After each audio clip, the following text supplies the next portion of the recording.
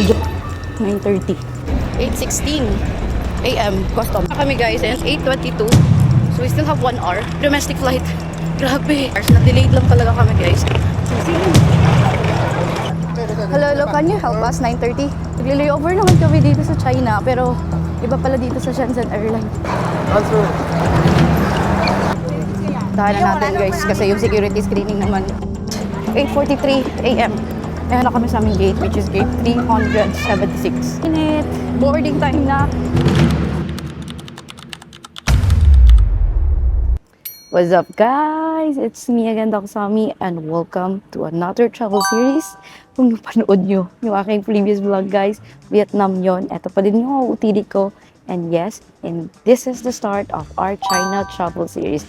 Pupuntahan natin yung China for 7 days and pupuntahan natin yung mga C-drama spots.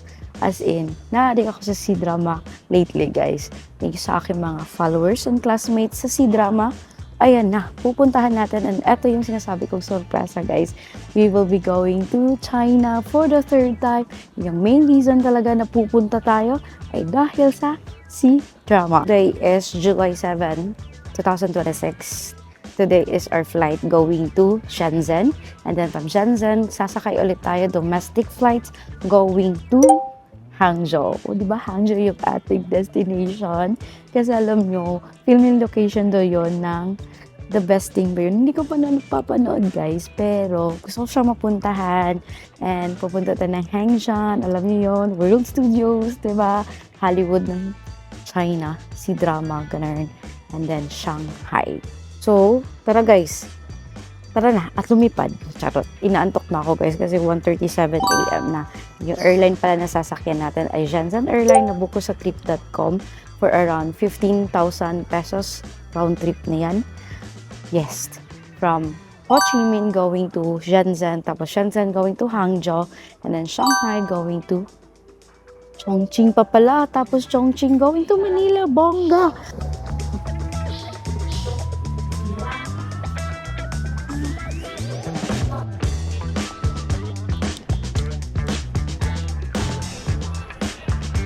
Time check, it's 2:53 a.m. and medyo delayed ata kami. And from gate 15, nalipat kami ng gate 27 guys. We are here naman. So we're just waiting na makapag-board. Sobrang antok na talaga namin, Diyos ko. Ano? Finally boarding na. Time check, 3:06. So yung antok namin. Layover pa kami guys. Let's go.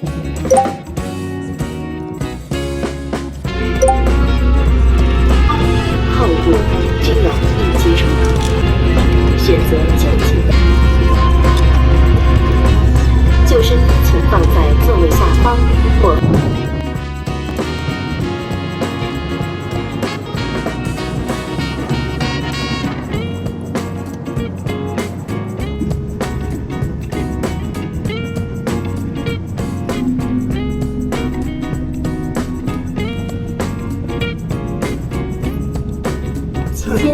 安全带信号灯尚未熄，在到达行李提取处领取。感谢您选择。我们将秉承任何时候自然的服务理念，期待与您再次相。 Nation Airport. The fasten seatbelt sign will remain illuminated. Seated with your seatbelt fastened and don't take your luggage. Ay pa kami. Hangzhou. 9:30. Mag-i-8 na. Kasi guys, so supposedly 6:30 a.m. Andito na kami. But we arrive around 7:51 a.m. Tapos 9:30 yung ating next flight. 8:16 a.m. custom. Kami guys and 8:22. So we still have 1 hour to go.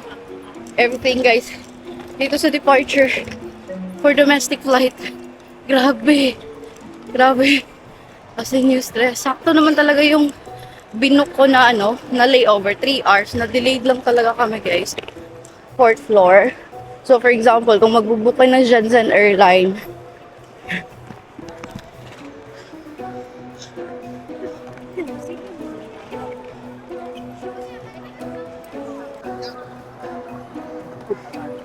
Hello, hello, can you help us 9:30? Oh, to H23. H23. Yes. Thank you. Nagli-layover naman kami dito sa China, pero iba pala dito sa Shenzhen Airlines. Kasi, sa Guangzhou ganun, hindi mo na i-collecta yung luggage mo. Wait lang.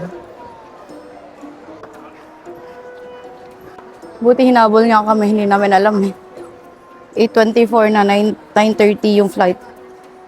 Hindi na namin ito maabutan. At least alam nila na may pasahero pa sila. So supposedly arrival namin guys is 6:30 a.m. So 3 hours sana yung aming cover, diba?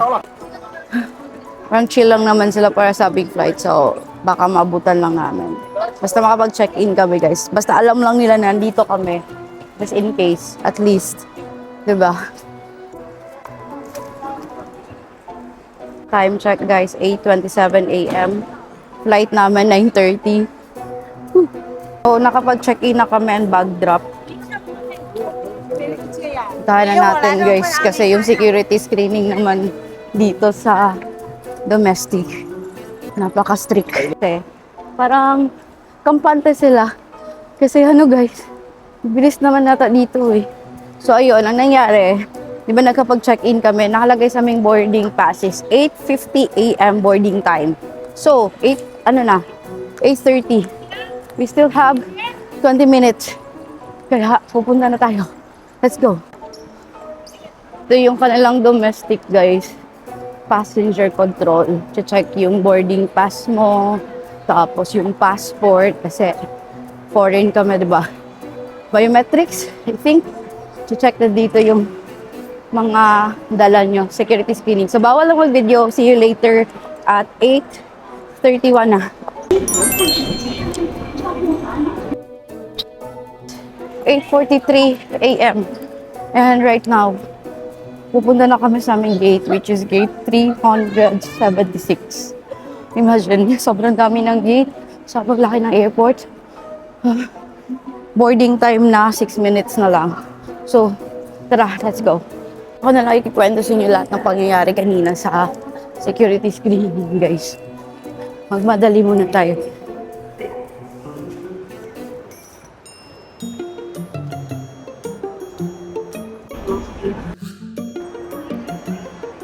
Grabe, guys. Airport ba to or mall? Sobrang ganda, sobrang dami shops. Like, as in, mali ka dito magstay na lang whole day. 1 minute, boarding time na. Diyos ko. 375. Kana, Hangzhou, yung adventure, guys, but we made it right in time sa aming boarding time, guys.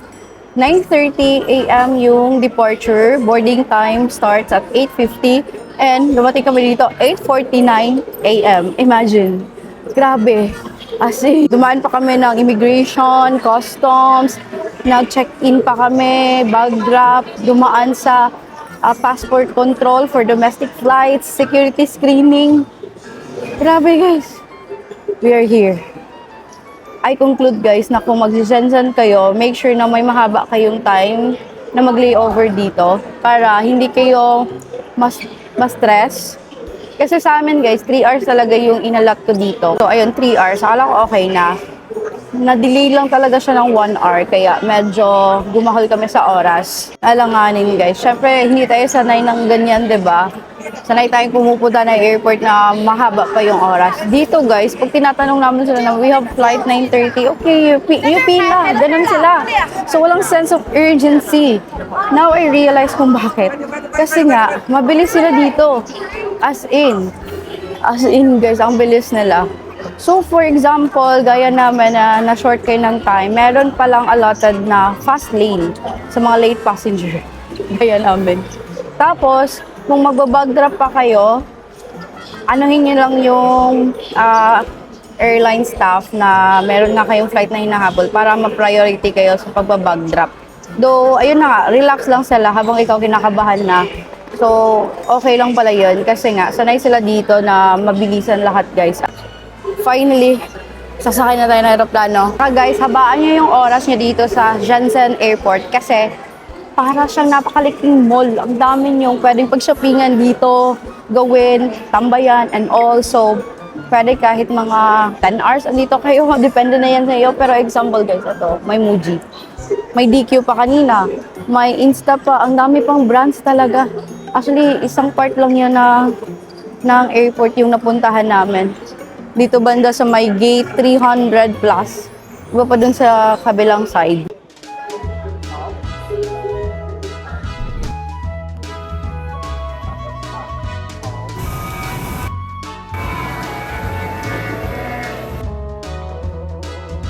We made it, guys. Dito na tayo. Time check 9:19 and we are here finally. So, malaking aircraft pala yung sasakyan natin ngayon. Yeah. In-flight entertainment, meron siyang water, and four kama dito. Luwag din yung legroom, guys. Unlike sa sinakyan naman kanina, maliit yun, guys, from Saigon going dito sa Shenzhen. Ngayon naman, Shenzhen to Hangzhou, medyo malaki talaga yung aircraft, guys. And yes, congratulations sa ating lahat. Na-survive natin. Grabe nakakakabang senaryo. Alam niyo yun. So, eto, 2 hours na flight going to Hangzhou. Magre-relax muna kami, guys. Sobrang pagod na talaga at wala pang saktong tulog. So, yeah, see you later.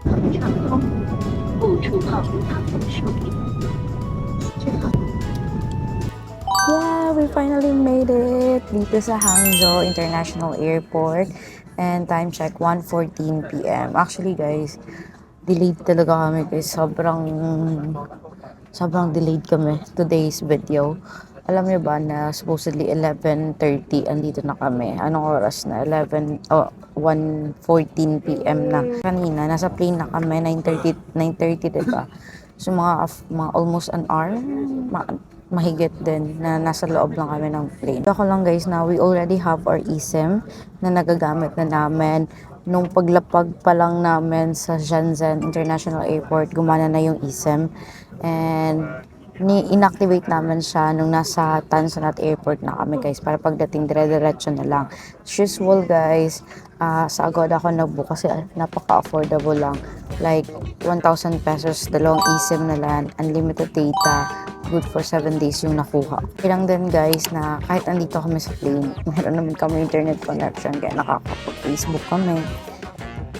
Yung TikTok pala, guys, may problem sa akin. Kaya Ivan, okay naman sa akin.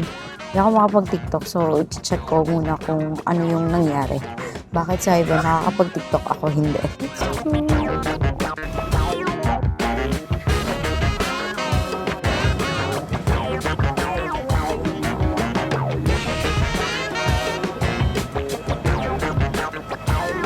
Sinakyan namin, guys. Sobrang init!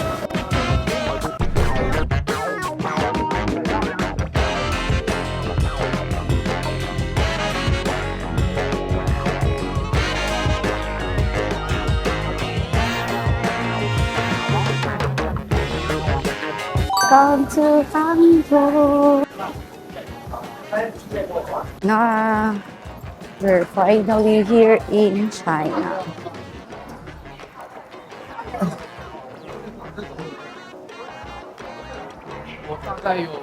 So since domestic na, guys, dire-diretso na lang ito.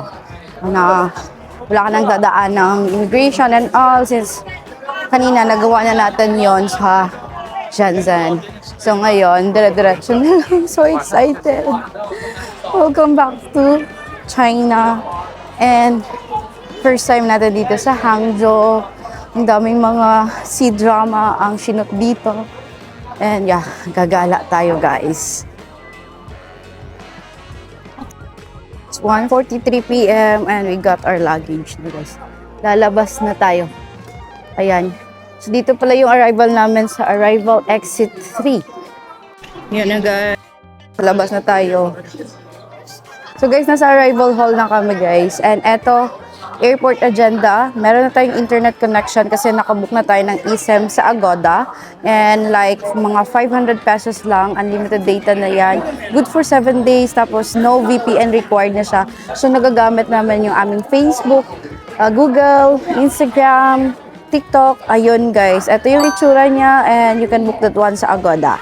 For the money guys, since cashless dito sa China, Alipay na yung ginagamit namin. So, pwede kayong mag-download at mag-set up before arriving dito sa China para gumana siya guys. Mag-link na din kayo ng bank cards nyo para wala nang magiging problem upon arrival dito sa China. So guys, pwede kayong gumamit ng GCash kasi may Alipay din si GCash or for example, WeChat Pay, ganon. So sa amin guys, kasi medyo gamay na namin yung Alipay, so nag-Alipay na lang kami. For 3, pupunta na tayo ng hotel natin and yung hotel natin is located sa center talaga. Medyo malayo guys, like mga 30 to 40 kilometers. So you have 2 options.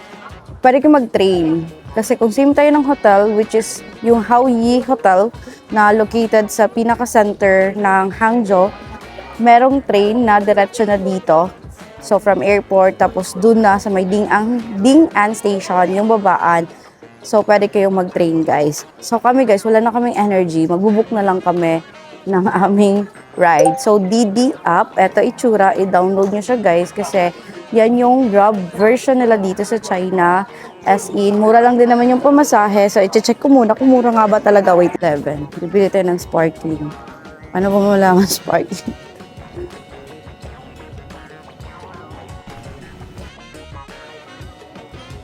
Thank you. Kumana. Car healing sa baba.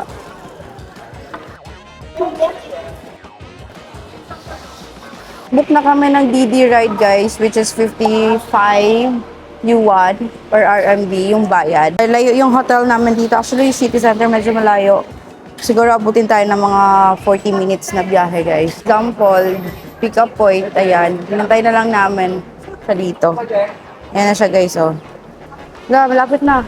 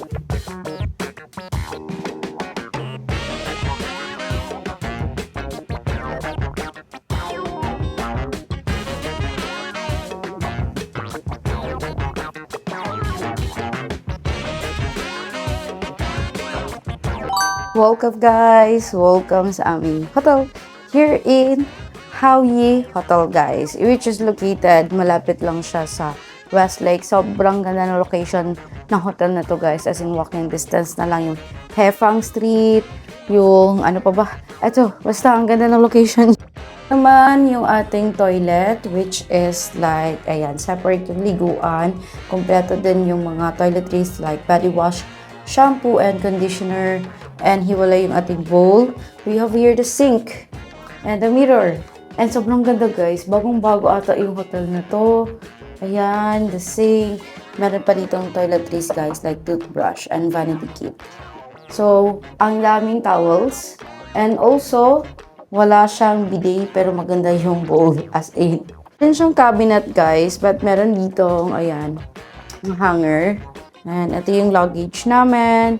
And yeah, mirror. Guys, yung pangalan ng aming hotel ay Haoyi Hotel. Pero nakalagay nga sa labas ng hotel is Hotel Hao. So para hindi kayo ma-confuse, ayan, Hotel Hao or Haoyi Hotel. Marami silang branch, pero yung nabook ko guys ay dito malapit sa Westlake. Hindi kayo malito guys, ito talaga yung specific na nabook ko. Ayan. Kita nyo. Haoyi Hotel, Hangzhou, Westlake, Southern Song, UG Store. Oh, ang haba, diba? And nabook ko siya sa trip.com and I paid around, ang mura guys, 5,932.09. Good for 3 nights na yan. So, wala nga lang siyang breakfast, pero may option sana doon guys eh. Pero I think mas makakatipid kami kung hindi kami kukuha ng breakfast. So, if ever naman, kung gusto nyo mag-avail ng breakfast, like 400 pesos per head per day, yung madadagdag dito. So, hindi na ako kumuha ng breakfast. And again, 5,932 pesos. Ang ganda guys. Grabe, ang ganda ng aming hotel. So, may special request kasi ako. Gusto ko yung high floor, malapit sa elevator, hindi corner room. Ayan, ginrant naman nila yung aking request. So, it's my first time booking sa trip.com ng hotel. As in. And surprisingly guys, maganda pala yung trip.com, especially for China trip. Kasi, eto guys ha, for Klook and Agoda, nag-search kasi ako, konti lang yung mga reviews. Pero nung nag-search ako sa trip.com, ang daming options ng hotels and ang daming mga, like reviews na pwede nyo talagang mabasa para kampante kayo kung okay ba yung hotel. Kasi nakakatakot nga naman, di ba, na wala ka nga palang hotel na maabutan or pangit yung reviews. So, sa trip.com, guys, ang daming options ng hotel, ang daming nilang deals, and also, ang daming reviews. So, dun ko siya na-book. Although kasi, si trip.com, kailangan bayaran mo agad. Pero maganda, meron silang free cancellation. So, ayun, so far, okay naman pala yung naging experience namin sa trip.com. And hindi ko in-expect na ganito kaganda yung room namin. Like, kitang-kita nyo guys, diba? Sobrang ganda, as in. For the price itself, napaka-bongga niya. Malalaman mo talagang bagong-bago siya, guys. And maganda din yung location niya. And kung magti-train kayo or magko-commute, 300 meters away lang yung subway station dito. Time check, 3:21 PM. Magpapahinga muna kami and lalabas tayo mamaya. Guys, sobrang pagod namin sa aming trip as in. So, yeah, see you later. So, hey guys, I'm back again. Alam mo yun, ang oras na 10 PM na guys. Yes, ngayon pa lang kami nagising at lumabas kasi sobrang pagoda talaga namin guys. Umawi kami ng energy. Ngayon, stroll lang tayo and let's see and let's buy some food kasi wala pa kaming kain. And like, ang ganda ng lugar. Kaya tara guys, itutour ko kayo dito guys. So, eto pala yung Southern Imperial Street. Ayan, kung makita nyo, very old vibes. Pero yan guys, mga tindahan yan sa mga shops, coffee shops. Ayan, very old vibes talaga yung atake guys. Tingnan nyo yung daan. Ganyan siya dito guys, as in. Mag-shopping dito guys, kasi tingnan nyo. Yung mga ganyan. Tapos, eto na naman. Ganda. So, very historical yung aming lugar dito, guys. Sa Hangzhou. Ano to?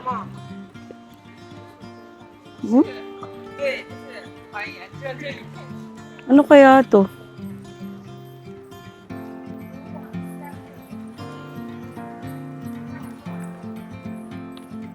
Tignan nyo guys, so may ganyan sila dito. Ano kaya itong ganito?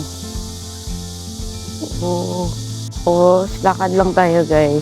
Coffee shop na naman. Coffee and beer. Ang ganda, no? Ang laki niyang old street.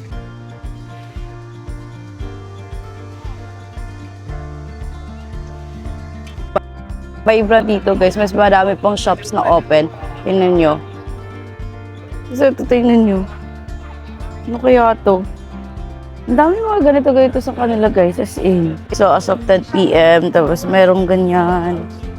Nice.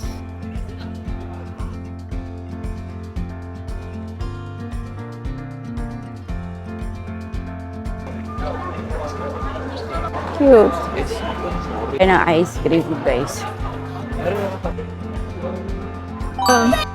Ay ng ano?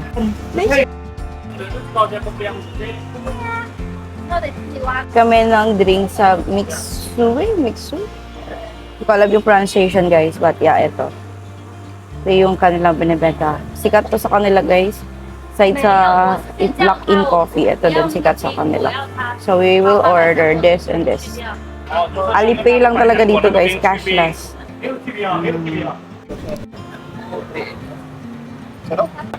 Kan lang kami dito guys. Medyo nangangapa kami kasi first time ulit kami mag-order. So, alam nyo, yung nabayad namin is 14 yuan. Tapos may discount si Ivan. Naging 11.90 na lang. Dalawang bubble milk tea na to guys. And imagine, nasa mga 110 pesos lang yan.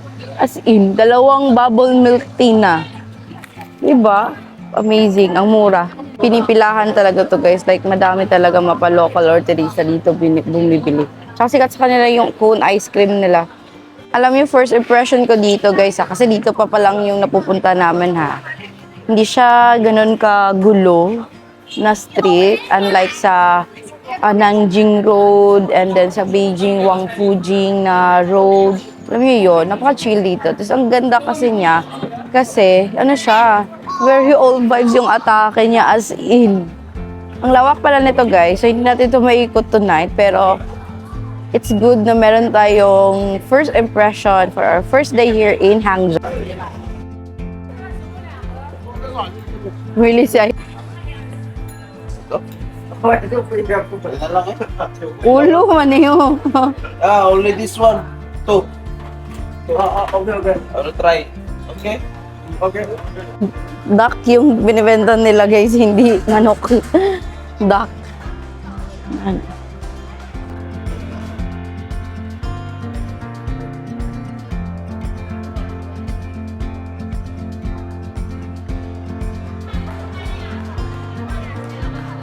Hindi pala sila dito sa tea guys, kaya marami mga tea shop na dito. So, one of these days, pupunta natin yung tea village guys. Ito si Ivan pumili ng dalawang drumstick na. Ha? Wild big chicken legs. Wild big. Oh, 798. Na-shock siya kasi ang mahal. Dalawang piraso ng ano. Dalawang piraso ng ano, drumstick. Ito guys. Yan. Pero duck kasi siya guys eh. Ang chow niyo. Ooh.